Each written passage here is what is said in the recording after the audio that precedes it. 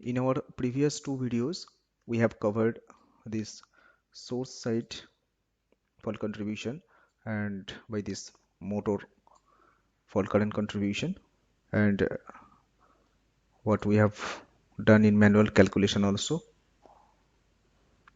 Case 2 with motor load along with the cable connected.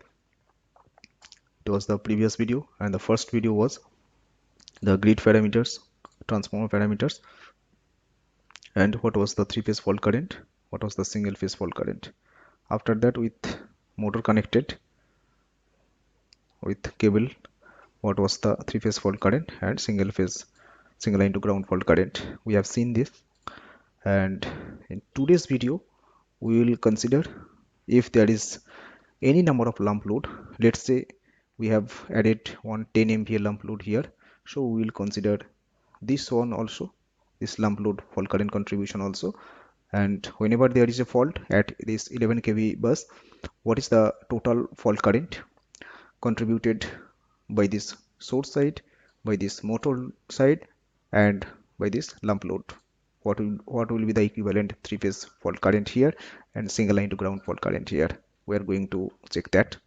So let's start today's topic, that is case 3. Case 3 versus with lump load, that is with lump load. Okay, so first of all, the rating. What's the rating here? This is 10 MVA. This is 10 MVA lump load. So 10,000 kVA rating. Next, what is the power factor? Let's check the power factor. It is 85%. So 0.85 is the power factor. Obviously this voltage connected voltage is 11 kV.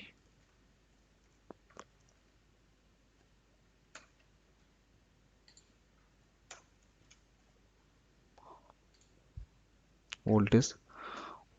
We need X by R ratio. We need to specify this. How to get this? X by R ratio typical, this is 10. Let's consider 10. X by R is 10. So what is the full load current? IFLC. Full load current equals to its rating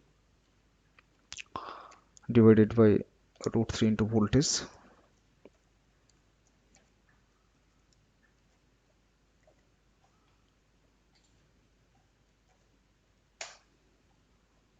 This is in ampere. FLC. So what is MVA? Lump load. MVA of this lump load, MVA base of this lump load equals to square root 3 into kV into IFLC, full load current. So again this is the same thing, 10,000 kVA, right?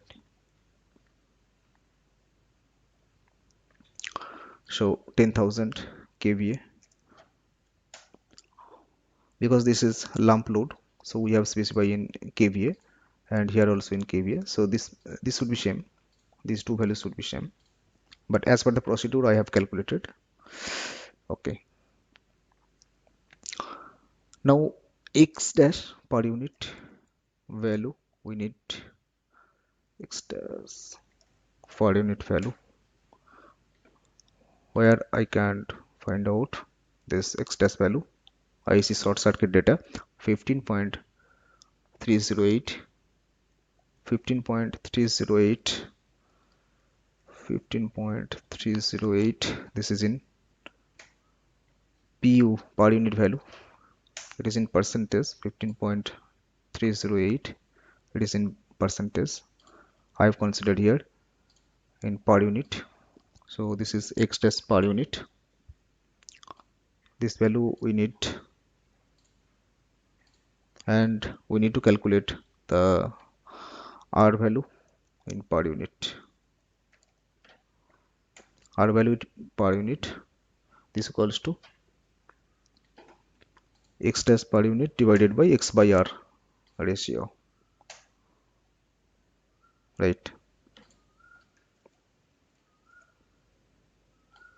So these two values are required, this X value and R value. Okay, so now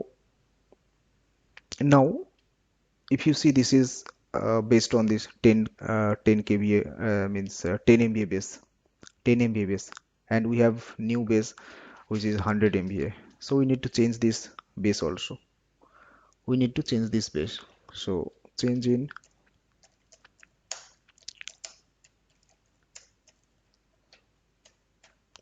load base. So what will be the new value? R pu new equals to this old value multiplied by new MVA divided by old MVA, which is this, but this is in kVA.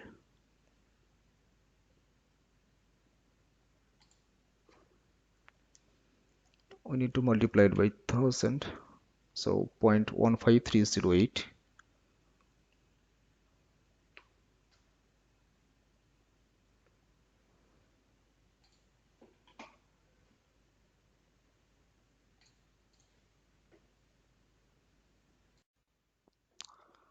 And similarly, X pu new equals to this old value into new MVA base divided by old MVA, which is 10,000. Again, we need to multiply it by 1000. Yes. So these two are in per unit. Yeah. So this is the final value we need to consider, not this one, because this is now corrected. Means after changing the base, this is the value, resistance and reactance value we need to consider. So previously we have calculated this circuit equivalent impedance. This branch is in parallel with this branch, so that equivalent R value and X value we know that. And now again, this lump load, this branch is in parallel with the equivalent of the previous equivalent circuit, right? So this lump load resistance and reactance values will be in parallel with the previous R value and X values. Now let's go back to this X shell, and what was the previous value? Now we need to find out the new R value, RPU and XPU, right? So what will be the RPU? This will be in parallel with the previous one. Let's find out what was the previous one. Is this? I think yes, this one the previous value. So we need to consider this value parallel with this value. So R value will be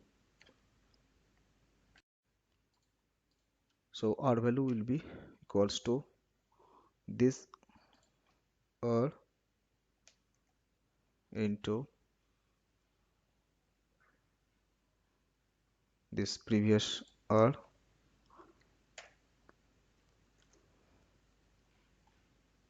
divided by this plus this. So it is in pu, and what will be the x value?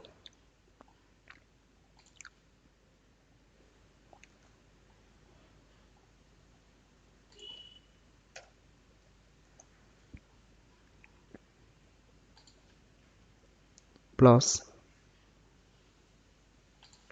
this. Yes.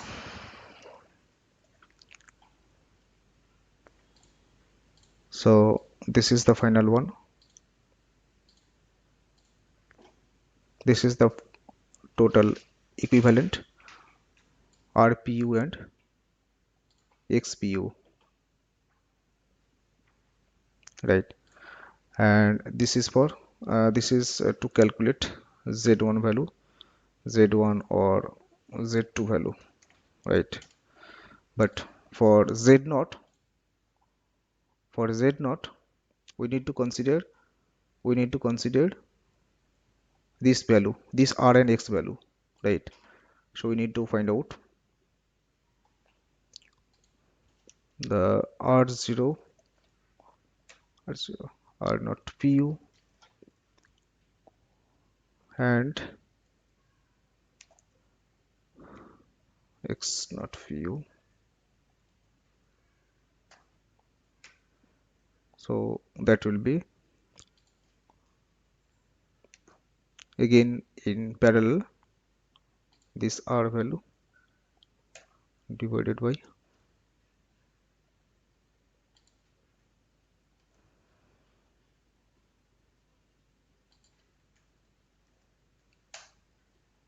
yes in PU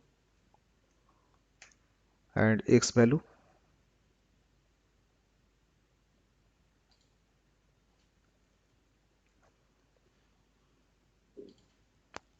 divided by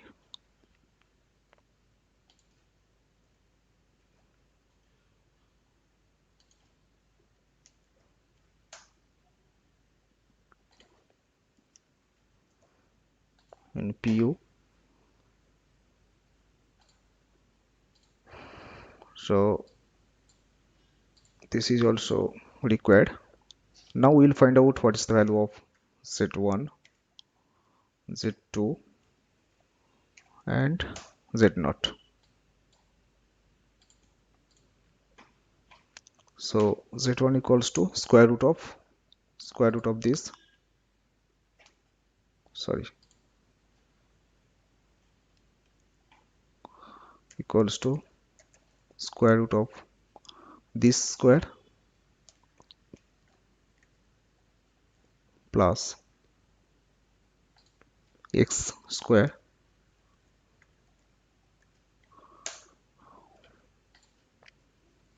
it is in PU, right?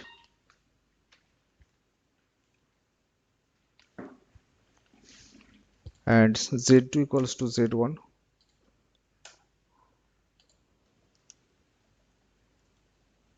and Z0 will be square root of R square plus x square. Yes. So we have found out the equivalent Z1, Z2 and Z0 values. This is the final equivalent Z1, Z2 and Z0, right? So now we will find out the value of three-phase fault current, just like this. Three-phase fault current, and for that we need these values.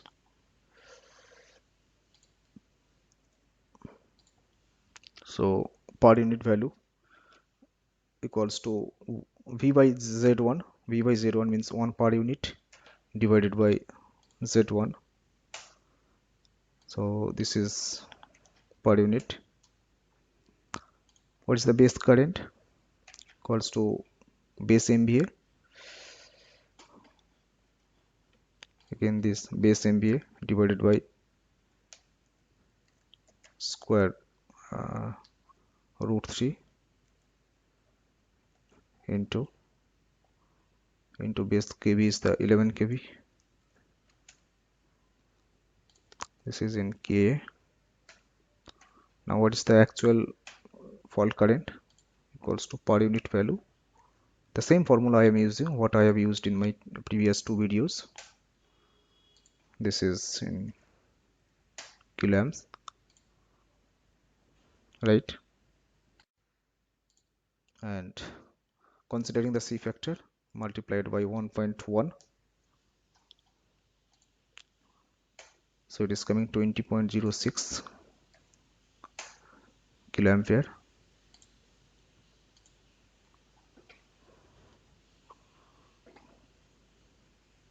Let's check what is there. So 20.06 kiloampere.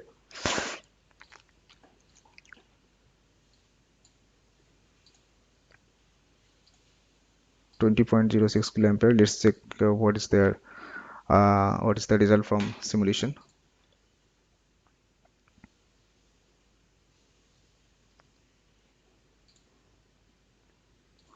It is 19.313. 19.313. Here 20.06.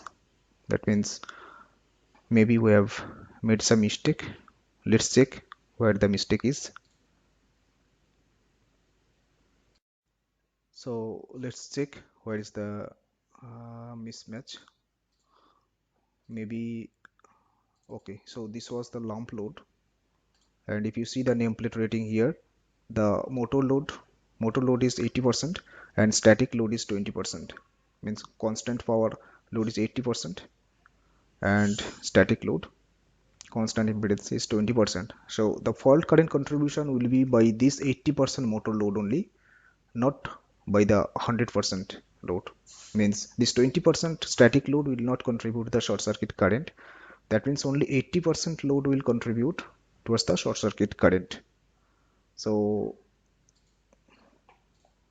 what we need to do, maybe here we need to consider only 80%, because now the total fault current is coming 20.06 kiloampere. Let's see the fault current contribution will be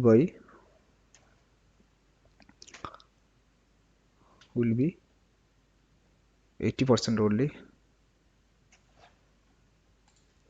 This X value also 80% only.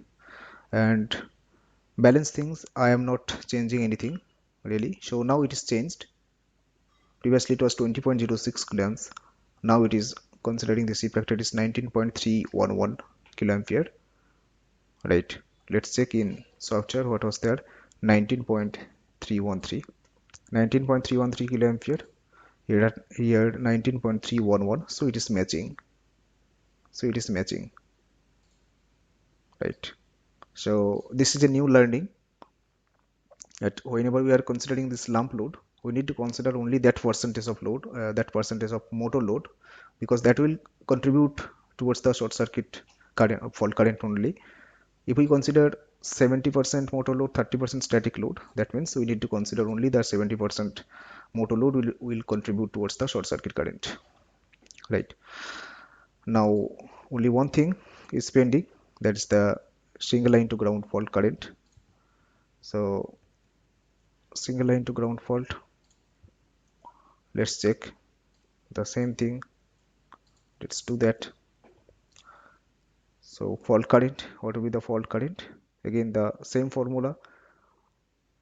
Fault current will be single line to ground fault. So 3V, 3 means 3V, V means 1 per unit, so equals to 3 divided by this Z1 plus Z2 plus Z0. This is in per unit. What is the base current? What is the base current? Again the same thing, but we can do that. Equals to, what is the base current? Base MVA base MVA divided by square root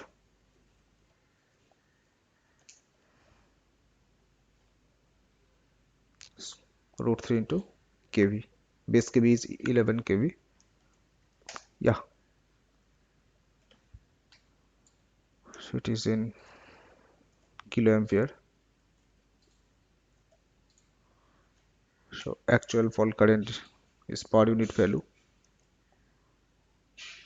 multiplied by base current, and with C factor it will be 1.1 multiplied by 1.1. So this will be 19.991 kiloampere. Let's check what is coming here.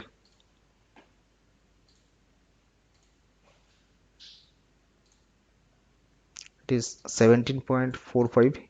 Maybe again we made some mistake. So every time we will make mistake, we will learn something new. That's good. Let's check that. 17.454. Here it is coming 19.991. Let's investigate that. Yeah, so you need to practice more and more. Even I am also making the mistakes at this stage. You can see, okay, where is the mistake? Where is the mistake? Let's go back to ETAP. Where is the mistake? Let me explain. Here, because of this transformer connection, winding connection is delta star connected, delta star grounded, delta star solidly grounded system. So because of this, the Z0 value will be dependent on this value only, So whenever there is a short circuit current here, means single line to ground fault, this is the only responsible component which will contribute to the zero sequence impedance as well as the single line to ground fault, not this source, not this load side, not any other lump load. So that means only we need to consider only the zero sequence impedance of this transformer, and not for any other, impedance. So what we made the mistake is, here whenever we calculated this uh, Z0 value, we have taken this R0 per unit value, R0, where we have considered that those everything will be in parallel, all these things. No, this is wrong. This is wrong actually. This will be, same value as we have seen from the transformer. Here you can see after this corrected values of R and X, so this R value will be the value R not per unit, and this value will be the same X value what we have found out after this correction is the X value. That's all. That's all. You can see this was the mistake. And now let's check that I've now, sorry, is the R and X. So what's the value of Z naught?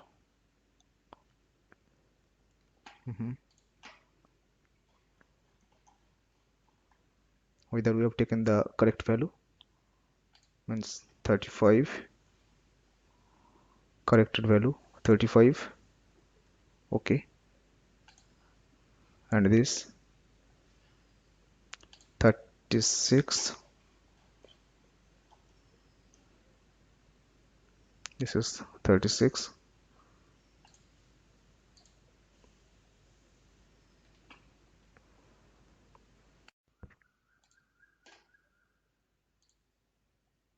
Yeah, so Z naught equals to R naught per unit square root of this square plus R square plus X square. So this is the value, and now it's coming 17.45. Let's check 17.45. Here 17.454. Yes, this is single line to ground fault. I believe so. Yes, this is single line to ground fault. 17.45. Here 17.45. The problem was here only. Whenever we are considering the Z0 value, zero sequence impedance. So this zero sequence impedance, as you can see, this 0.3943, 0.3943, that is the same Z0 value here. You can see 0.3943, 0.3943. The same Z0 value will be considered in all other cases, right? So this is coming 17.454, as per ETAP also 17.454 kiloamps. So now, as you can see, we have completed this part. Means considering this grid transformer, here motor load and here lump load. So total fault current contribution is single line to ground fault is this and three phase fault is this. So this is now validated. This manual calculation is now validated with simulation ETAP software also. So in this way you can calculate, and if you can understand this basic simple circuit, then you will be able to calculate any other complex network, but the basic principle will remain same, right? The basic principle will remain same, because here you can see the fault contribution from the income or from the source side, it is 14.123, 14.123. Now if we open this breaker also, this lump load or this load also, let's say only incomer side is connected, only grid side is connected, then if we simulate this, the same fault current 14.123 will come. This is the fault current contribution from the source side, so it will not change. Again, if we connect this motor load, right, if we connect this motor load, the fault current contribution from the incomer side will remain same 14.123 kiloampere, and further from the motor side it is 2.192 kiloampere, so that the total fault current at 11 kV bus is coming 16.313 kiloampere. Again, if we connect this lump load, if we simulate once again, the fault current contribution from the incomer side, it is 14.123 kiloampere. From the motor side, same 2.192 kiloampere. The additionally from the lump load 3.002 kiloampere is coming, so that the total fault current at 11 kV bus system is 19.313 kiloampere, right? So if you can understand this simple network, you'll be able to calculate manually for any other complex network. So this is the very basic simple thing, but you need to practice more and more, and to practice more, maybe you need this Excel file so that it will help you. So there is no alternative for practice, but you have to practice only step by step. So in this video up to this, so I have covered all the things in these 3 videos. So hope it is useful and you have enjoyed this series for the short circuit current, fault current calculation, manual calculation and validation in ETAP software. If you have any queries, definitely you can ask me and I will come back to you. Okay, thanks for watching this.